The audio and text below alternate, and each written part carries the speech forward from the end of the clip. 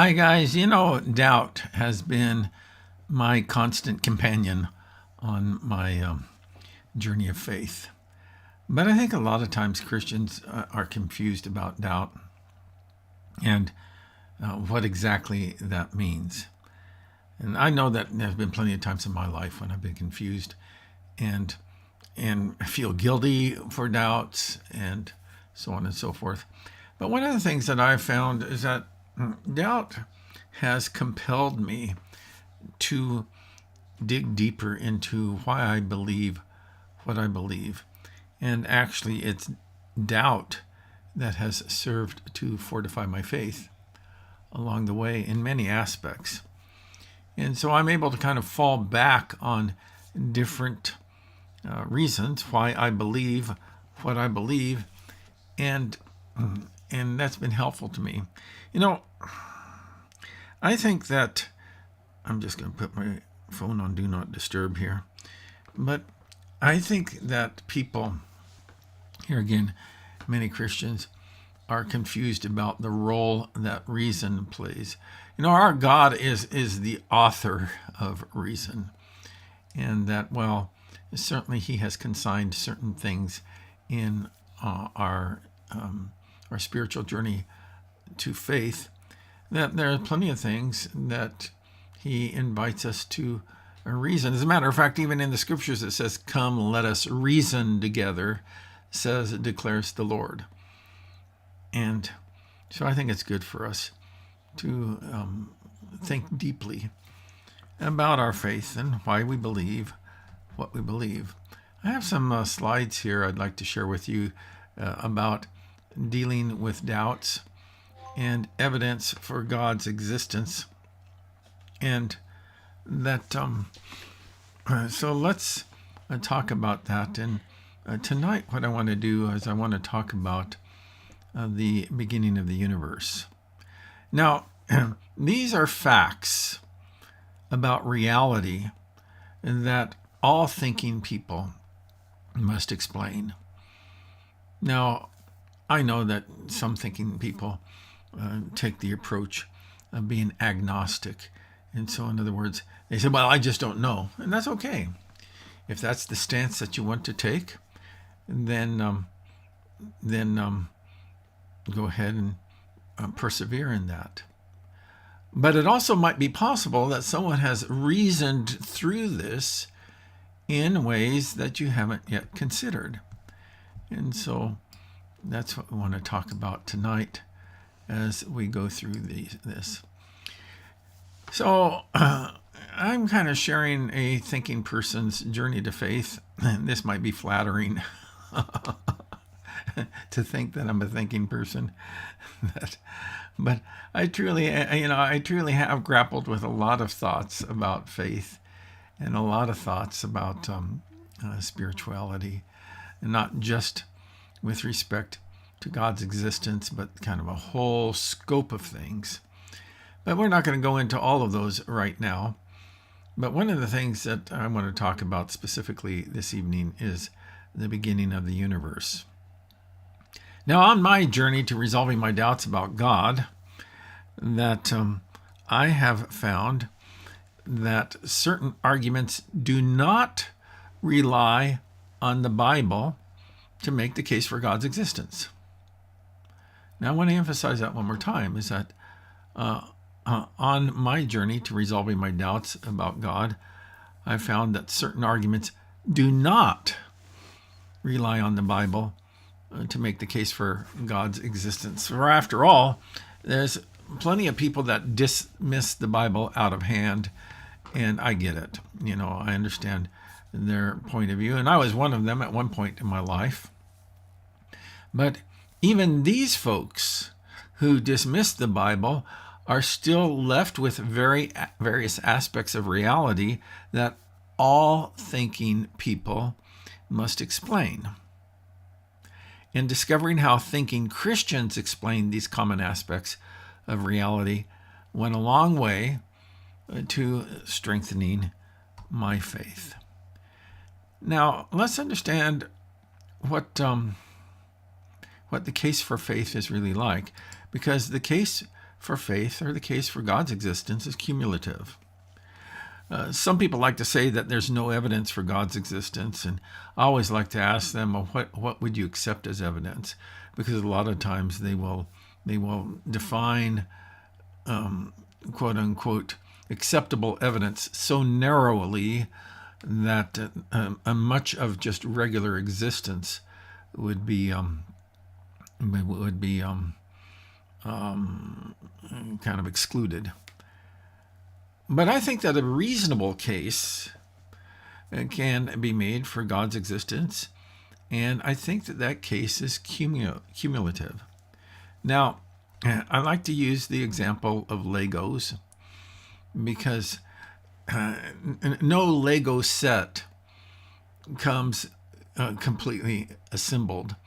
What you have is all of the pieces, and really what it is, it's like the pieces of a puzzle. And you take all of those pieces, and ultimately you're able to create some sort of model or some sort of building or whatever it is that you're creating that from all of the various pieces.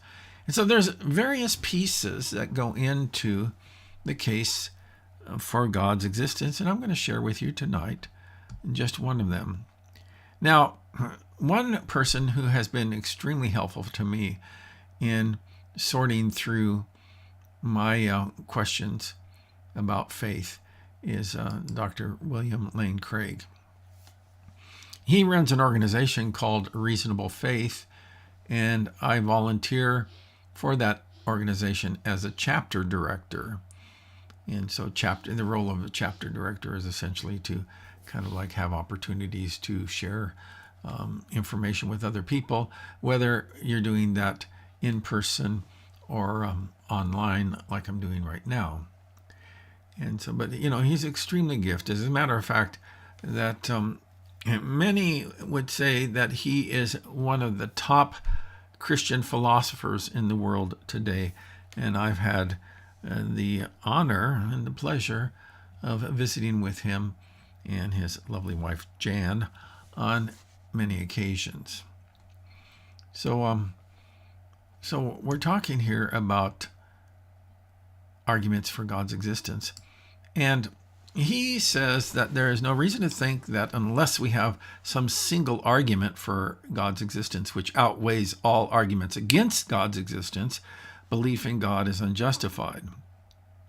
Rather, it's the total weight of the evidence which should persuade us. And so think of it like a train, is that a train is not just one car, but a train is a linkage of many different cars along the way, different parts of the train, and that's what makes up the whole train there.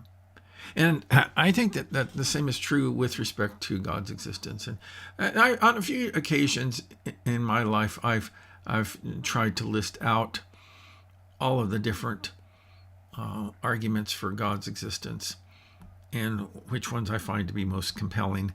And maybe I'll share some more of those with you along the way, but I don't want to get bogged down or lost in the weeds tonight. Far be it from me to get lost in the weeds. Over the next few sessions, I don't know exactly how fast we're going to be going through all of this material, but over the next few sessions, I would like to share with you 4 facts pointing to God's existence. Now, these are facts about reality. These aren't special facts or special claims that Christians make.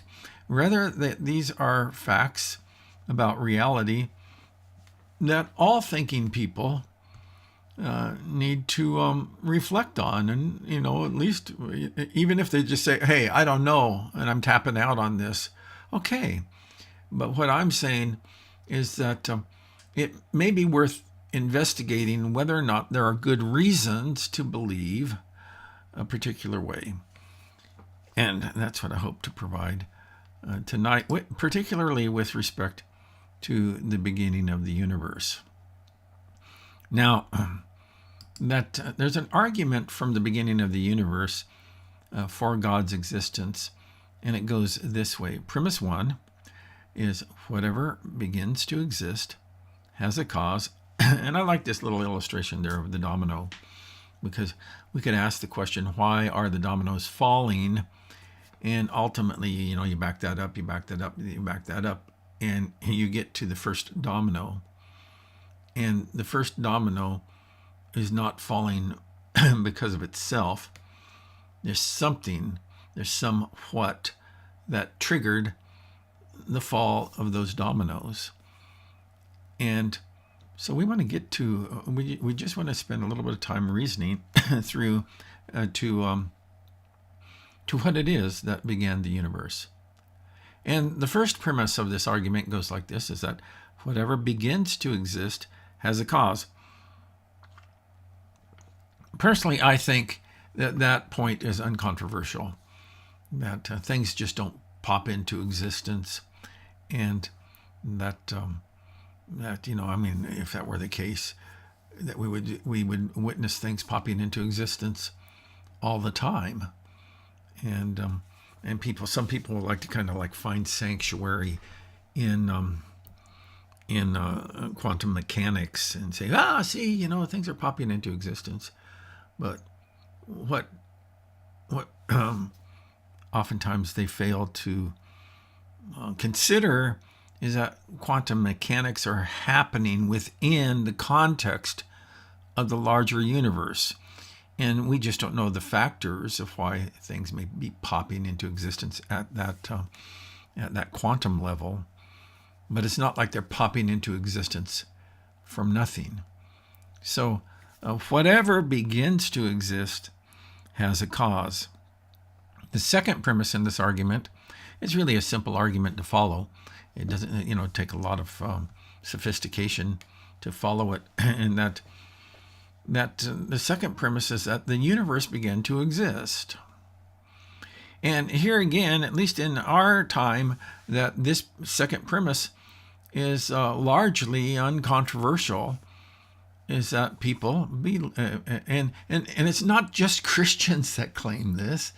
Is that even I would say that the vast majority of scientists believe that the universe had a cause, or at least that the universe began to exist, and we know that from the Big Bang. There was a time and actually I'm old enough to remember when scientists argued for what's called the steady state theory of the universe, is that the universe is eternal and that it's just gone on forever. But that kind of like all went by the wayside in the latter half of the 20th century. And I would say that the vast majority of scientists now believe in the Big Bang. That, but also we can not only find support for that premise in science, but we also can find support for that premise in logic. I had a friend a few years back who was a computer science professor at our local university, and I always enjoyed talking with him about various things. And he was once talking to me about actual infinites, and it's interesting, and I'm not going to get lost in the weeds. This is going to be really simple to understand, is that actual infinites don't exist. Now, potential or conceptual infinites exist. That we can think of an infinite set of numbers. The infinite set of all even numbers, or the infinite set of all odd numbers. Oddly enough, when you add the infinite set of all even numbers to the infinite set of all odd numbers, you end up with infinity. So, that it gets really weird. And I've heard different ones, and Dr. Craig also talk about this whole thing about infinity. But so an actual infinite just doesn't exist. Let me explain why that's the case. And I think that we can make a very strong argument that that past time has to be finite. Let me just kind of like give a simple illustration of it. Is that suppose there was a rocket on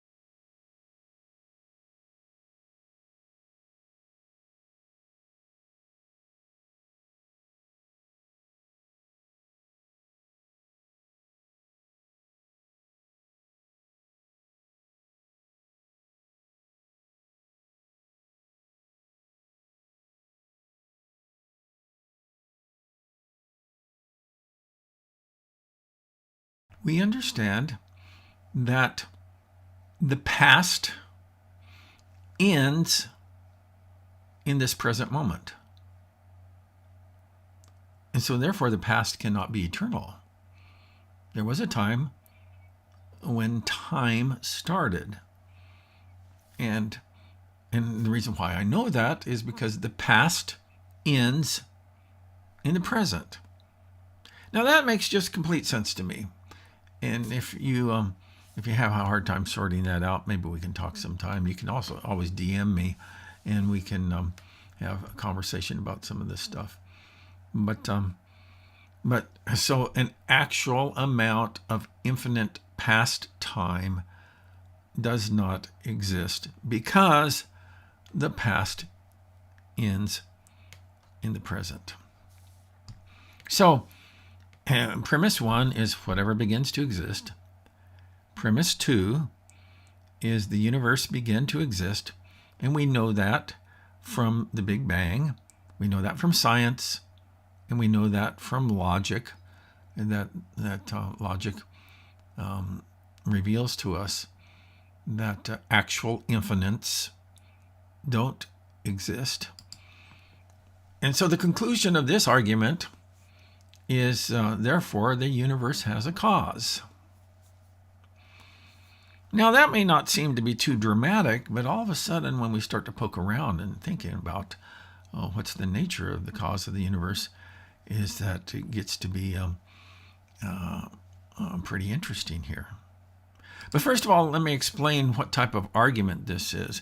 If we go back here for a moment, is that this is what's called a deductive argument.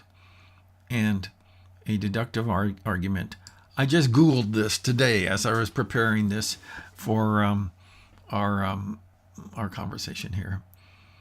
A deductive argument has two key parts.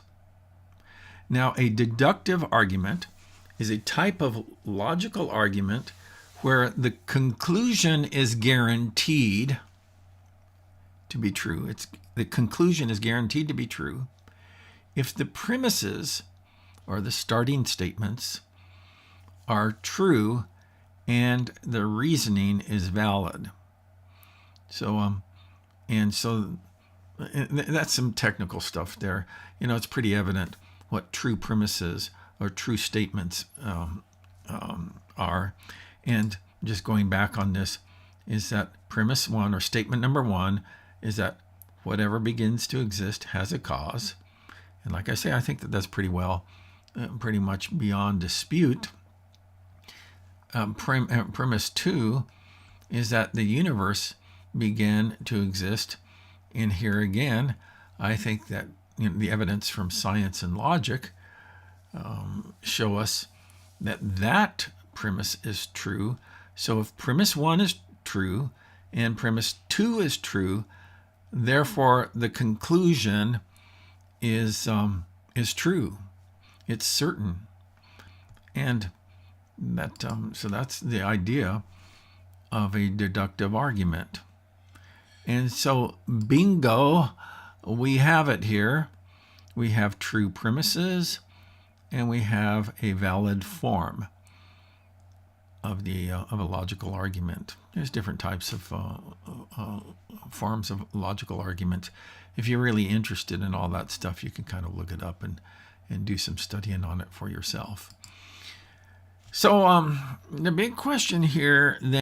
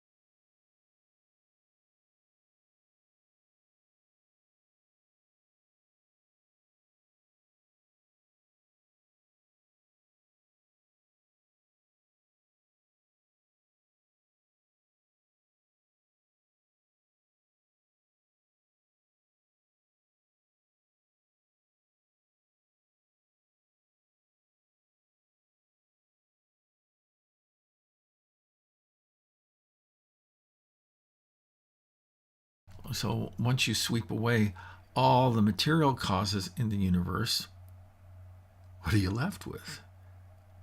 Well, it's agent causation.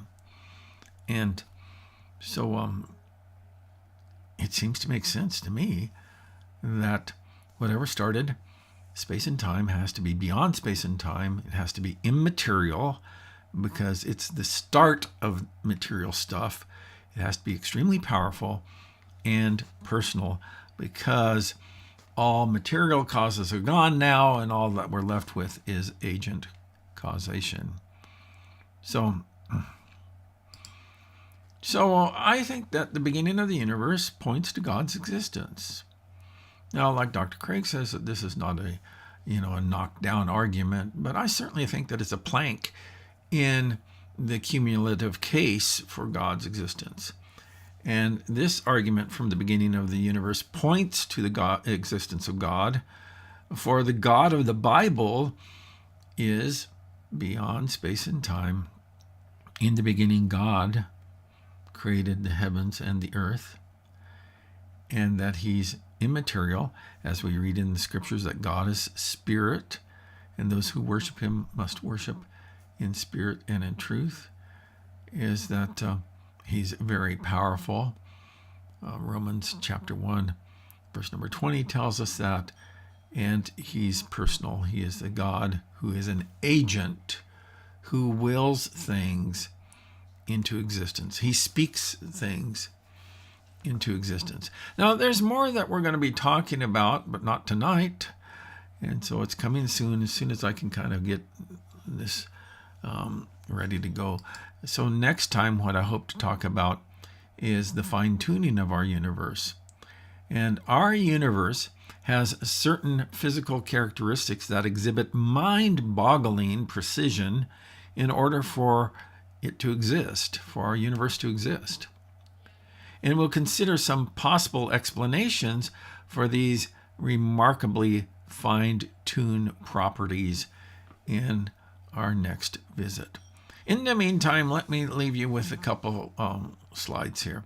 One is that I like this quote from Dr. Craig. He says this: the first question which should be rightly asked is, why is there something rather than nothing?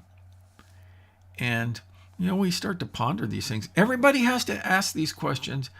And here again, you can dismiss them, but certainly they're worth asking. I think these types of questions are interesting myself. And finally, is that if you want to dive a little bit deeper, I would recommend going to YouTube and checking out Dr. Craig's animated videos. They are a good entree into a lot of these different arguments. And you can find that by just going to YouTube and doing a simple search of Dr. William Lane Craig animated videos, and you will find the playlist. It looks like this. It'll come up and you can go through each one of them and just get your belly full of this type of stuff. So hey guys, I appreciate you watching this evening, and I hope that you've been blessed by this, and I hope that your thinking has been challenged. Because like I say, I think that it's completely reasonable to believe that God exists.